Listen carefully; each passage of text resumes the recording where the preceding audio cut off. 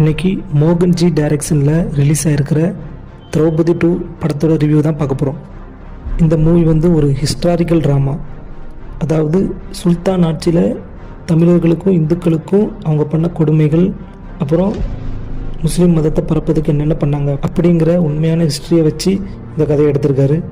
இது வந்து ஒரு பழைய ராஜா ராணி காலத்து கதை. ஆனால் இந்த படத்தை நம்ம பார்க்கும்போது நமக்கு ஒரு ஸ்டேஜ் ட்ராமா பார்த்த ஃபீலிங் தான் கிடைச்சதே தவிர ஒரு ஹிஸ்டாரிக்கல் ட்ராமா, ஒரு பீரியட் ஃபிலிம் பார்த்த எக்ஸ்பீரியன்ஸை கொடுக்கல. இன்றைக்கி மோகன்ஜி டைரக்ஷனில் ரிலீஸ் ஆகிருக்கிற திரௌபதி 2 படத்தோட ரிவ்யூ தான் பார்க்க போகிறோம். இந்த மூவி வந்து ஒரு ஹிஸ்டாரிக்கல் ட்ராமா. அதாவது சுல்தான் ஆட்சியில் தமிழர்களுக்கும் இந்துக்களுக்கும் அவங்க பண்ண கொடுமைகள், அப்புறம் முஸ்லீம் மதத்தை பரப்பதுக்கு என்னென்ன பண்ணாங்க அப்படிங்கிற உண்மையான ஹிஸ்ட்ரியை வச்சு இந்த கதையை எடுத்திருக்காரு. இது வந்து ஒரு பழைய ராஜா ராணி காலத்து கதை.